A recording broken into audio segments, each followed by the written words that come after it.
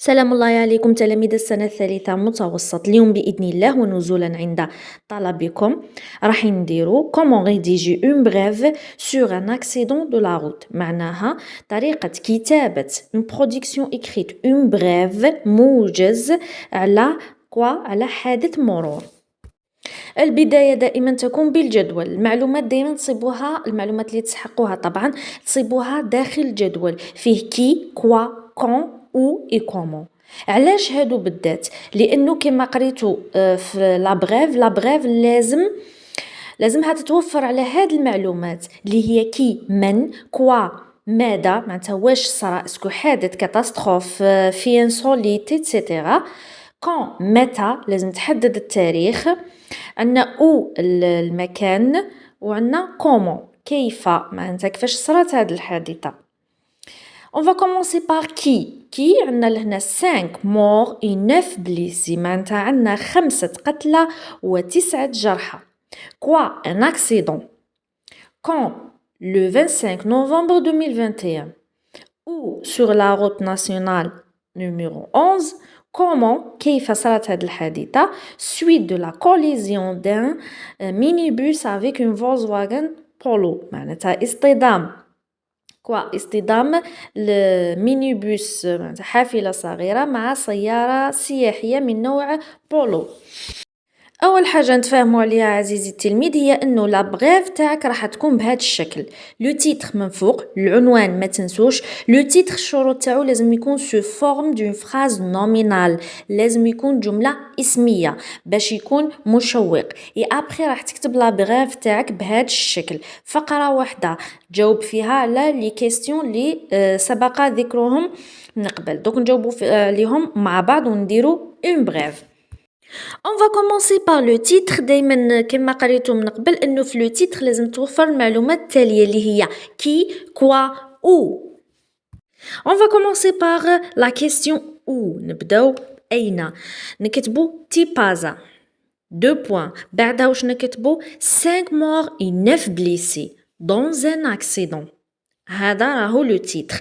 تقدروا ما تكتبوش dans un accident، تكتبو ديريكتومون تيبازا 5 morts et 9 blessés. نشرع الآن على بركة الله في كتابة la brève. 5 personnes ont trouvé la mort et 9 autres ont été blessés. لهنا معناتها quoi et qui لازم هي تكون في البداية، ولا تقدر تبداها بسيسيتي. Par exemple, تقول le 25 novembre 2021 ou la samedi matin le 25 novembre 2021 5 personnes ont trouvé la mort et 9 autres ont été blessés. هذه أيضا صحيح، لأنه لما قريتو في سي سي ال قلنا الأغلبية يكونوا في بداية لا بغيف. إذا 5 personnes ont trouvé لقوا حتفهم ont trouvé la mort et 9 autres ont été blessés dans un accident de la circulation في حادث مرور survenu وقع samedi matin le 25 novembre 2021. هذه c'est quoi? C'est quand, متى. L'accident s'est produit au niveau de la route nationale RN11. Donc لهنا حددنا وين صرات. ou la route nationale 11 هو الطريق الوطني الرابط بين تيبازا والجزائر العاصمة. Suite de la collision d'un minibus avec une Volkswagen Polo. لهنا عنا suite de la collision معناتها على إثر اصطدام ولا بسبب اصطدام حافلة صغيرة مينيبوس avec بسيارة سياحية من نوع بولو. نمروا الآن نهضروا على من بعد ما كملنا ذكرنا كي كوا او كومون اي كون. نبداو نحاولوا نديروا شويه تفاصيل ماشي بزاف، لانه رانا نكتبوا اون بغيف موجز، لازم نذكروا غير المهم فقط. لهنا باش نحسنوا من لا بغيف تاعنا، نحسنوا من التعبير تاعنا، نزيدو نقولوا لي فيكتيم اون تيتي ايفاكوي فيغ لوبيتال. تقدروا تقولوا فيغ لوبيتال ديريكتومون، ما تقولوش فيغ لي زورجونس. لهنا انا درت فيغ لي زورجونس دو لوبيتال دالجي ايتترا. دونك وقلت لكم المره الماضيه لما درنا لا برودكسيون écrite مع الحل تاع السوجي، قلنا إنه تقدروا تزيدوا هاد العبارة: une enquête a été ouverte afin de déterminer les causes de cet accident. دايما كي تكون حادثة ديروا باللي فتح التحقيق في هذا الحادثة لمعرفة الملابس.